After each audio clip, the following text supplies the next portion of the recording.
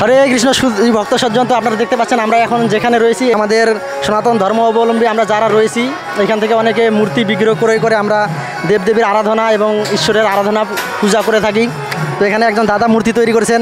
তো দাদা, আমাদের যে এই যে বেদে অনেকেই তো বলে যে বেদে মূর্তি পূজা নিষিদ্ধ, আপনারা এই যে মূর্তি তৈরি করছেন, মূর্তির মাধ্যমে ঈশ্বরের আরাধনা করতেছেন, বেদে তো রয়েছে মূর্তি পূজা নিষিদ্ধ, এই সম্পর্কে আপনি কি বলবেন? এটা সম্পূর্ণ একটা ভুল ধারণা। কারণ যে আমরা সনাতন ধর্মাবলম্বীরা যারা আছি তারা আমরা এই প্রতিমাতেই বিশ্বাস করি। আর দ্বিতীয় কথা, আমরা জানি যে আমাদের ঈশ্বর এক এবং অদ্বিতীয়, কারণ আমরা সেই কারণে তার আকার হিসেবে আমরা এই প্রতিমা বিগ্রহ আমরা পূজা করে থাকি। তার কারণে আমাদের হাতে তৈরি প্রতিমা বানানোর পর তারপর আমরা এটা অঞ্জলি নিই। কোনো বেদের মধ্যে এরকমভাবে নেই যে বলা আছে যে মূর্তি পূজা নিষিদ্ধ। আর আমরা মূর্তি পূজা করি না, আমরা এটা আমাদের দেবীর আরাধ্য দেবীর আমরা এই প্রতিমার মধ্যেই দেখি এবং তার পায়ে আমরা পুষ্পাঞ্জলি দিই। ঠিক আছে, যারা নাকি এগুলো বলে যে মূর্তি পূজা নিষিদ্ধ, তারা বেদ সম্পর্কে তাদের কোনো ধারণা নাই এবং শাস্ত্রে তারা ভুল ব্যাখ্যা করে এবং তারা চায় যে যাতে নাকি একটা বানোয়াটভাবে কথাবার্তা বলে যাতে নাকি আমাদের এই সনাতন ধর্মের যতটা পারা যায় নির্মে রাখার। আমাদের সনাতন ধর্ম সর্বস্তরের এবং সর্ব উচ্চতায় বৈশিষ্ট্য, যে কারণে আমরা প্রতিমা বিগ্রহ করি এবং আমরা পূজা করি। চন্দ্র সূর্য আমরা সর্বদাই এবং কি ভূমিকে সহকারে আমরা পূজা করি, কারণ এটা আমাদের সম্মানের শ্রদ্ধার। আমরা ঈশ্বরের সৃষ্টিরে আমরা সম্মান শ্রদ্ধা করি, তাই আমরা তাদের কাছে মাথা নত করি। অসংখ্য ধন্যবাদ দাদাকে। তো আসলে আমাদের এরকম কথা অনেকে বলেন যে আসলে বেদে মূর্তি পূজা নিষিদ্ধ রয়েছে, তো তারা একটা মন্ত্র দেখিয়ে বলে যে বেদে মূর্তি পূজা নিষিদ্ধ। তো আমরা সেই মন্ত্রটা একটু দেখার চেষ্টা করব। এখানে বেদের যে মন্ত্রটার কথা ওনারা বলেন সেটা হচ্ছে শুক্ল যজুর্বেদ এবং শ্বেতাশতর উপনিষদ থেকে মন্ত্রটা। সেই মন্ত্রটা হচ্ছে কি ন তস্য প্রতিমা অস্তি। তো ন তস্য প্রতিমা অস্তি, তো এটার বাংলা অনুবাদ তারা করেছেন যে ঈশ্বরের প্রতিমা নেই। তো আসলে এখানে তারা সম্পূর্ণ ভুল ব্যাখ্যা করেছেন। তা প্রতিমা একটি সংস্কৃত শব্দ, তো এই প্রতিমাটার অনেক বাংলা অর্থ রয়েছে, অর্থাৎ একটা সংস্কৃত অর্থের কিন্তু অনেক রকম বাংলা অর্থ রয়েছে। তো এখানে প্রতিমা শব্দটিকে প্রতিমা অর্থাৎ প্রতিমূর্তির রূপে মূর্তি রূপে গণ্য করা হয়নি, কিন্তু ভুল ব্যাখ্যা দিয়ে অনেকে বলেন যে এটাকে কি বলা হয়েছে, যে মূর্তি বলা হয়েছে। এই প্রতিমা মানে মূর্তি নয়, এই প্রতিমা মানে হচ্ছে তুলনা করা। তো এখানে বলা হয়েছে ন তস্য প্রতিমা অস্তি, এর সঠিক হবে যে ঈশ্বরের কোনো তুলনা হয় না, অর্থাৎ ঈশ্বরের তুল্য আর কেউ নেই। কিন্তু এখানে ভুল ব্যাখ্যা দিয়ে বলা হয়েছে ন তস্য প্রতিমা অস্তি, যে ঈশ্বরের প্রতিমা নেই।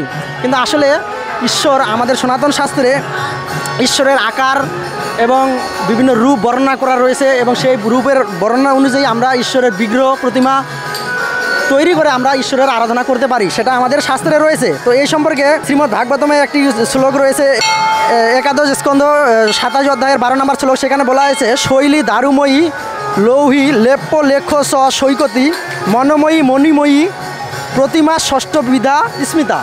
অর্থাৎ শৈলী অর্থাৎ শিলা দ্বারা এবং দারুময়ী অর্থাৎ কাঠ দ্বারা এবং লৌহী অর্থাৎ লৌহ জাতীয় ধাতব পদার্থ এবং লেখ্য লেখা জাতীয় এবং সৈকত অর্থাৎ বালু এবং মাটি দিয়ে এবং মনোময়ী মণিময়ী অর্থাৎ মণিমাণিক্য দিয়ে এবং প্রতিমাষ্টবিধা অর্থাৎ প্রতিমাষ্টবিধা অর্থাৎ এই সমস্ত 8 প্রকার ধাতু দ্বারা আমরা কি করতে পারি, ঈশ্বরের অর্থাৎ আমাদের যে আরাধ্য দেব রয়েছে তাদের আমরা কি বিগ্রহ প্রতিমা তৈরি করতে পারি, এটা শাস্ত্রে রয়েছে।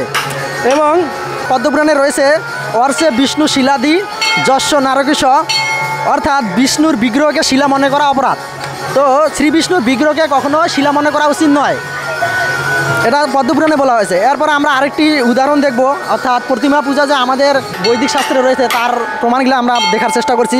তো এরপর গোপালতাপনী উপনিষদে বলা হয়েছে যে মথুরা মণ্ডলে তথা পৃথিবীতে যে কোনো প্রান্তে যে ব্যক্তি আমাকে আমার প্রতিমা রূপে উপাসনা করে সে আমার অত্যন্ত প্রিয়, এটা বলা হয়েছে গোপালতাপনী উপনিষদ। এরপর আমরা আরেকটি দেখব, তো এই মন্ত্রটিতেই রয়েছে সেই বিতর্কিত মন্ত্রের সেই অংশটি যে ন তস্য প্রতিমা অস্তি। পুরা মন্ত্রটি অর্থাৎ ফুল মন্ত্রটি হচ্ছে নৈন মূর্ধবং ন তীর্যঞ্চং ন মধ্যে পরিজগ্রভদ ন তস্য প্রতিমা অস্তি যস্য নাম মহজ্জস। এর বাংলা অর্থ হচ্ছে যে কেউ তার আদি মধ্য অন্ত উপলব্ধি করতে পারে না, তিনি গ্রহাতীত বস্তু, তার কোনো উপমা নেই। এখানে প্রতিমা বলা হয়েছে উপমা অর্থে অর্থাৎ তুলনা, অর্থাৎ তার কোনো তুলনা হয় না, কিন্তু এই প্রতিমাটাকে আমরা মূর্তি হিসেবে ধরি যে তার কোনো প্রতিমা নেই। তো এটাই হচ্ছে সেই মন্ত্রটি যেটা বিতর্কিত মন্ত্র।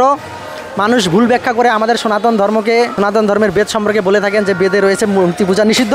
তো এরপর আমরা আরেকটি মন্ত্র দেখব, শুক্ল যজুর্বেদের মন্ত্র। সেখানে বলা হয়েছে ন তস্য প্রতিমা অস্তি। এখানেও সেই কথাটা রয়েছে যেটা বিতর্কিত কথা, সেটি হচ্ছে ন তস্য প্রতিমা অস্তি, যেটার ভুল ব্যাখ্যা সকলেই করে থাকেন যে ঈশ্বরের কোনো প্রতিমা নেই, ন তস্য প্রতিমা অস্তি। তো এর আসল যে শুদ্ধ বাংলা সেটা আমরা পড়বো। তো আগে আমরা মন্ত্রটা বলি। তো সেখানে পুরোটা রয়েছে মন্ত্র, ন তস্য প্রতিমা অস্তি যস্য নাম মহোজ্জস হিরণ্য গর্ভ ইত্যস্য মা মা হিংসি দিত্যসা যস্মাৎ জাত ইত্যস। তো এর অনুবাদ হচ্ছে যার কোনো তুলনা নেই, যার মহৎ যশ আছে, তিনি হিরণ্যগর্ভ, তার প্রতি অসূয় পরায়ণ হইও না, তার থেকে ইন্দ্র প্রভৃতি দেবতাগণ জাত, তিনি সরাট অর্থাৎ স্বাধীন। হরে কৃষ্ণ সুধী ভক্ত সজ্জন।